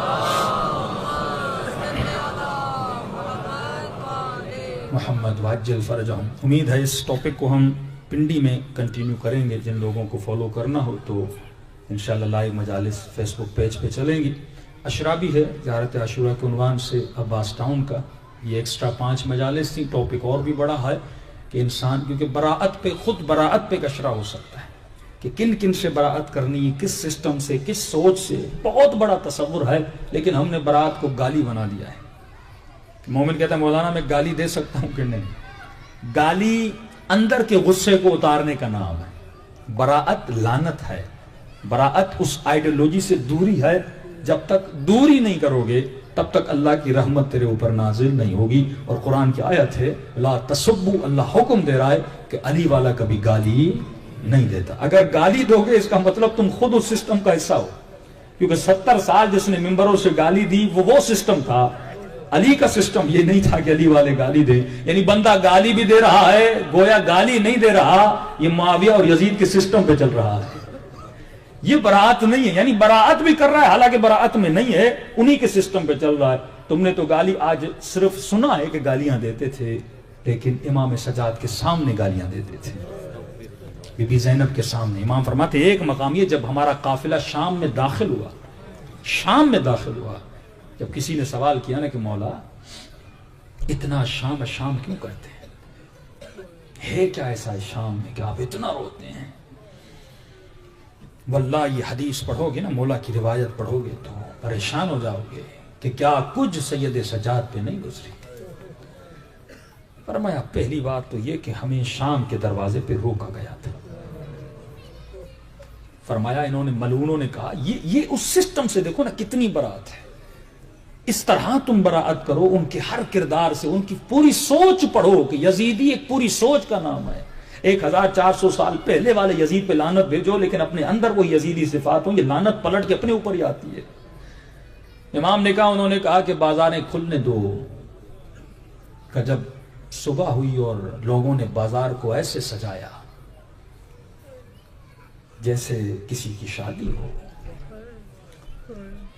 کہ ہمارے قافلے کو بازار میں داخل کر دیا گیا اور مجھے غلے جامے سے باندھا گیا۔ عربی میں غل کہتے ہیں زنجیروں کو، جامے کہتے ہیں کہ زنجیروں کو ایسے آپس میں جکڑا جائے کہ بندہ ہل نہ سکے۔ فرمایا میرے ایک ہاتھ کو پیٹھ کے پیچھے، دوسرا ہاتھ میرے کاندھے سے پیٹھ پہ لگایا گیا اس طرح، اور پیچھے جا کے ان ہاتھوں میں زنجیریں باندھی۔ امام خود فرماتے پھر زنجیروں کو اونٹ کے اطراف سے گھما کے میرے پاؤں میں باندھا گیا، پھر اوپر لا کر میری گردن میں توق ڈالا گیا، اور فرمایا کہ مجھے اس جگہ پہ اونٹ کی بٹھایا گیا جو اونٹ کی اترائی تھی۔ یہاں اونٹ چلتا تھا، یہ توق کبھی آگے ہوتا تھا، یہ توق کبھی پیچھے ہوتا تھا۔ فرمایا اپنی کمر کو سیدھا بھی نہیں کر سکتا تھا۔ فرمایا سب سے سخت گھڑی میرے اوپر وہ تھی کہ جیسے ہم بازار میں داخل ہوئے، ان ملونوں نے میرے بابا علی کو گالیاں دینا شروع کیا، سب وہ شتم کرنا ہمارے اوپر شروع کیا۔ فرمایا لیکن اس سے بھی سخت گھڑی وہ تھی کہ ایک سواری پر میری زوجہ امام باقر کی ماں سوار تھی، گود میں امام باقر تھے۔ جب ان ملونوں نے پتھر مارنا شروع کیے، ایک پتھر اس سواری کے چہرے پر لگا جس پر بی بی سوار تھی، کہ جیسے پتھر لگا اس حیوان نے اچھلنا شروع کیا۔ کہ جب حیوان اچھل رہا تھا، یہ بی بی اتنی پریشان تھی کہ خود کو بچائے یا باقر کو بچائے یا اپنی چادر کو بچائے۔ کہ یہ وہ لمحہ تھا کہ اس وقت میں اتنا میرے ہاتھ بندھے ہوئے تھے، میں کچھ کر نہیں سکتا تھا۔ اس وقت میں نے کہا اے کاش میری ماں نے مجھے پیدا نہ کیا ہوتا۔ قد سقطت امی، ایک مومن نے کہا مولانا امام کیسے کہہ سکتے ہیں کہ میں پیدا نہ ہوتا؟ یہ سوال اہل بیت سے بھی ہوا تھا۔ امام سجاد کیسے فرمایا، جب عرب پہ مصیبت کا وقت ہوتا، یہ عرب کی اصطلاح ہے، جب شدت غم ضبط سے باہر ہو جاتی تھی تو عرب یہ کہتا تھا مجھے اے کاش میری ماں نے پیدا نہ کیا ہوتا۔ فرمایا صرف اتنا نہیں، قافلہ آگے بڑھا، لوگوں کا ہجوم تھا، اور یہ ہجوم علی کی بیٹیوں کے تماشے کے لیے آیا تھا۔ اتنے میں امام نے فرمایا میرا ایک چاہنے والا تھا، اس نے مجھے پہچان لیا، دوڑا دوڑا آیا، مولا کوئی خدمت کر سکتا ہوں؟ ہاتھوں میں زنجیر۔ امام نے کہا، میں نے کہا تیرے پاس کچھ پیسے ہیں؟ کہا مولا پیسے ہیں، پیسوں کا کیا کریں گے؟ کہ پورا ہجوم کھڑا ہے، میری مائیں بہنیں کھڑی ہیں، ایک کام کر، جن ملونوں کے ہاتھ میں میرے بابا کی کٹی ہوئی گردنیں ہیں اسے پیسے دے، بول یہ گردنیں بیویوں کے بیچ سے نکال کے قافلے کے آگے لے جائے، تاکہ لوگ ان کٹے ہوئے سروں کو دیکھیں، میری بہنوں کا کھلا سر انہیں نظر نہ آئے۔ کہتا ہے میں دوڑا دوڑا گیا اور ملونوں کو پیسے دیے، وہ سر کو آگے لے گئے تاکہ بیویوں کی طرف کوئی ملون نہ آئے۔ جو شام جا چکے ہیں، بازار شام سے لے کر دربار پر کے فاصلے کو آپ نے طے کیا ہوگا، میکسیمم 12 منٹ لگتے ہیں، لیکن فرمایا 8 گھنٹے لگ گئے۔ اتنی بھیڑ تھی، اتنی بھیڑ تھی۔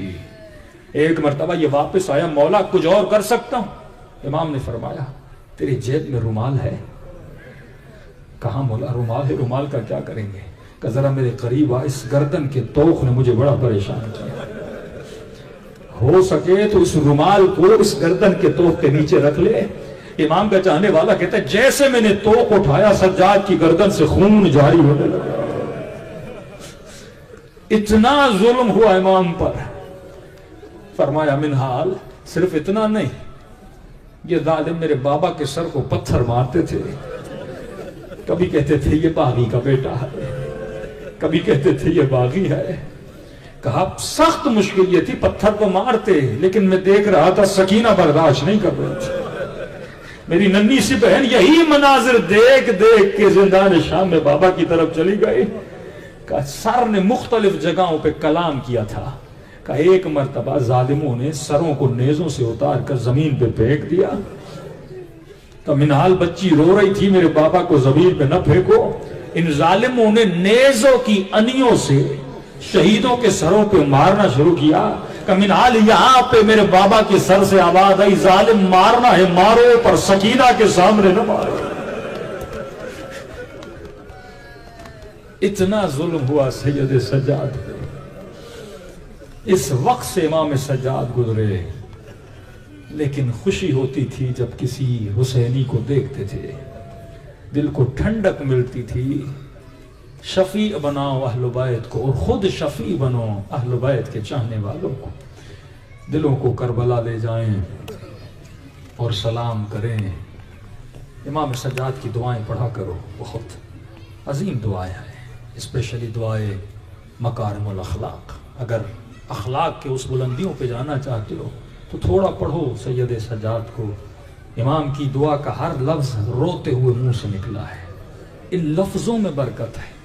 آج علی کو نہیں دیکھ سکتے نا, علی کے لفظوں کو دیکھو. اللہ نظر نہیں آتا نا, قرآن میں اللہ کے لفظوں کو دیکھو. اس طرح اپنے دل میں محمد و آل محمد کی محبت کو بڑھاؤ, دلوں کو کربلا لے جائیں, سلام کریں اہل بیت پر. کرمان کا ایک شہر ہے,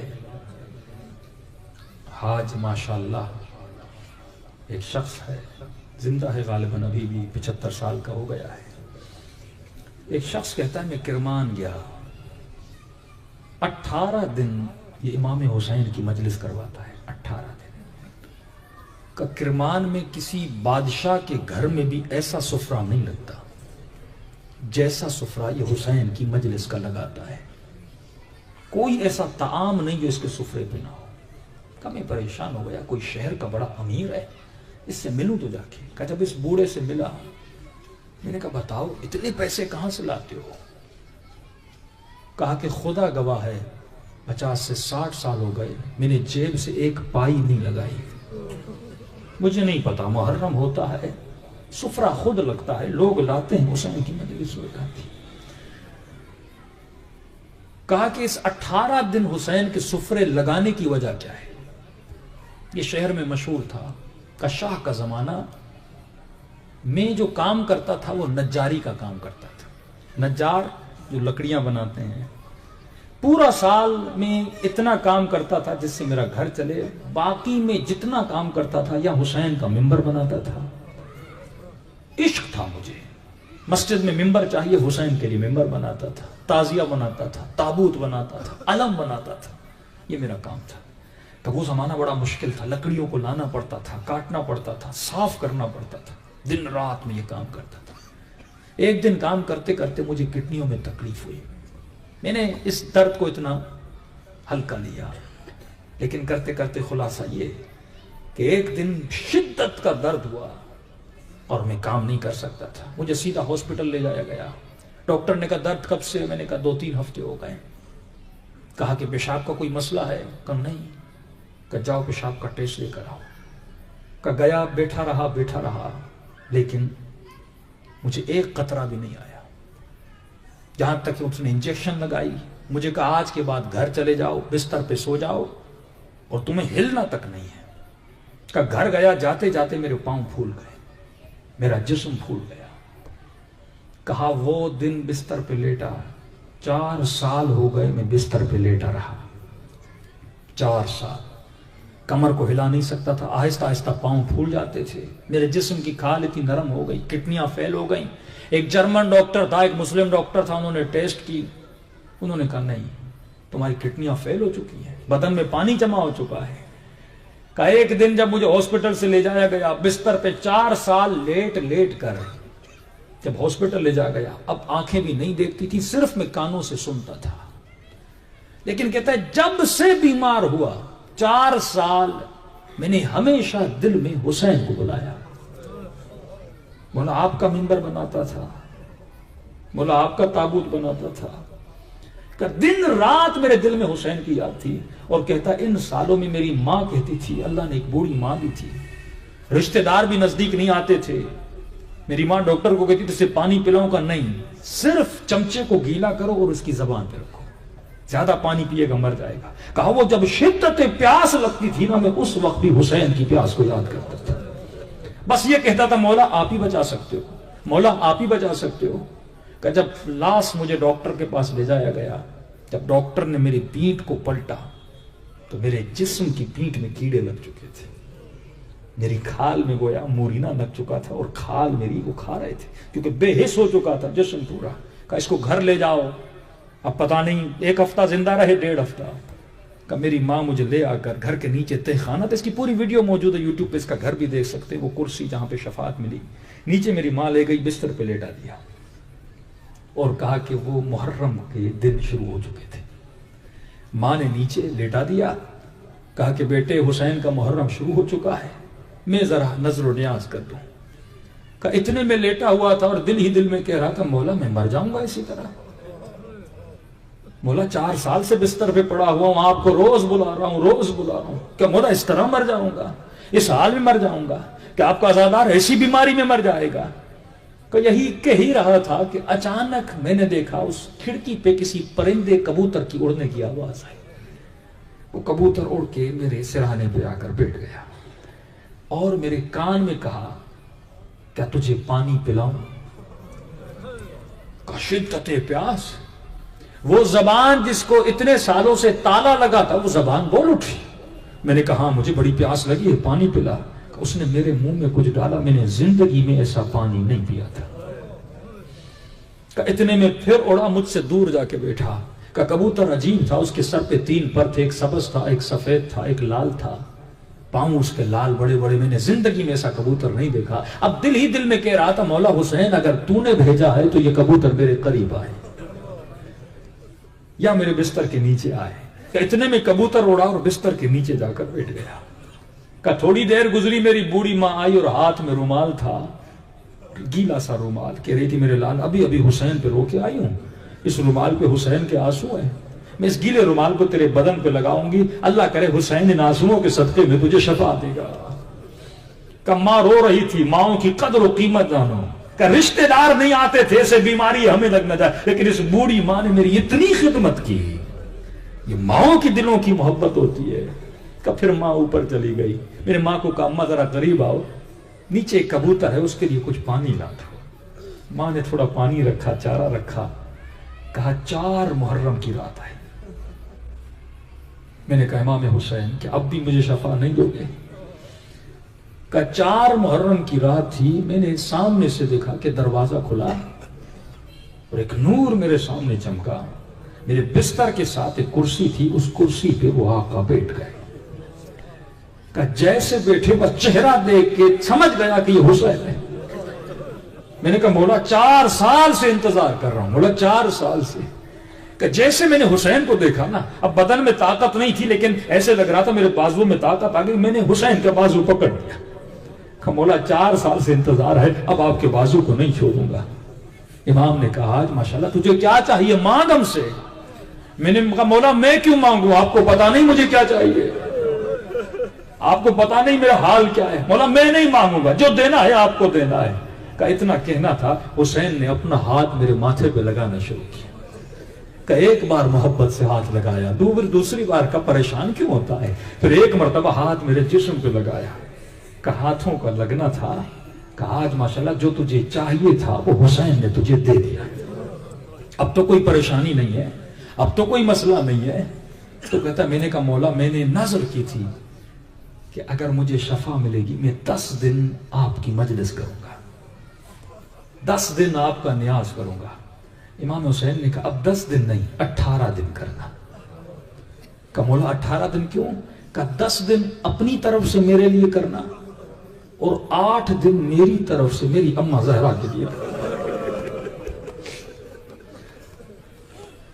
کہتا یہ کہہ کر حسین چلے گئے اور جیسے حسین گئے میں اب بستر پہ بیٹھا ہوں. ایک مرتبہ دیکھا بدن کی سوجن ختم ہو گئی، ہر بیماری ختم ہو گئی. کہ اب میرا گریہ شروع ہوا کیونکہ اس وقت سمجھ نہیں رہا تھا. اچانک بستر سے نیچے کبوتر ہے. یہ کبوتر کیا پڑھ رہا تھا مجھے یاد نہیں، قرآن کی آیتیں پڑھ رہا تھا. یہ آواز جب کمرے سے باہر جانے لگی میری ماں دوڑی دوڑی آئی اور اتنی دہشت تھی میری والدہ میں کہ کمرے کے اندر نہیں آ سکتی تھی. باہر سے آوازیں دے رہی تھی ماشاءاللہ یہ کس کی آواز ہے. میں رو رو کے کہہ رہا تھا اماں حسین نے شفا دے دی. अम्मा जल्दी आओ, हुसैन ने शफा दे दी। अम्मा दौड़ी दौड़ी कमरे में आई, कबूतर उड़ के चला गया। कहाँ है हुसैन? अम्मा यहीं इस कुर्सी पे मेरा हुसैन बैठा था। अम्मा ने गले लगाया, मेरे लाल हुसैन आए, तूने मुझे बताया नहीं था। अम्मा शफा दे दी आका हुसैन ने। कहता है बस मुहर्रम का चांद नजर आया, अब मैंने हुसैन से वादा तो किया था, लेकिन मैंने कहा मेरे पास तो कुछ भी नहीं, बीमारी में जो कुछ था मैंने खत्म कर दिया। कैसे? उस वादा किया था मौला 18 दिन मजलिस करूंगा। कहता जैसे पहले शहर को पता चला, मैं ऊपर गया, जब माँ ने रोना शुरू किया, ऊपर बहनें थी उन्होंने रोना शुरू किया। एक बंदा 4 साल से बिस्तर पे, और इस तरह अल्लाह ने उसको शफा दे दी। एक मर्तबा हमसाये के लोग जमा हुए, कहीं मर गया है, क्योंकि सबको यही था मर जाएगा। जब मुझे सही पूरे शहर को पता चल गया इसको शफा मिली है, जर्मन डॉक्टर इस मोजज़े को देखकर मुस्लिम बन गया। कहता एक मर्तबा मुहर्रम का चांद नजर आया, मजलिस करवानी थी, मैं सोच रहा था नजर और नियाज कहां से आएगा। कहा मुझे नहीं पता। दरवाजे पे दस्तक हुई, शहर का कोई ताजिर था, उसने कहा 18 दिन के जितने चावल हैं आज माशाल्लाह हुसैन के लिए मैं दूंगा। कोई आटा लेकर आया, कोई चीनी लेकर आया, कोई क्या लेकर आया। कहा वो दिन और आज का दिन है, मुझे परेशानी नहीं होती। हुसैन की मुहर्रम शुरू होता है, न्याज खुद हुसैन भेज देते हैं। अगर वो शिद्दत हो ना, वो प्यास हो आका के, वो रब्त, अगर वो कनेक्शन अगर बन जाए।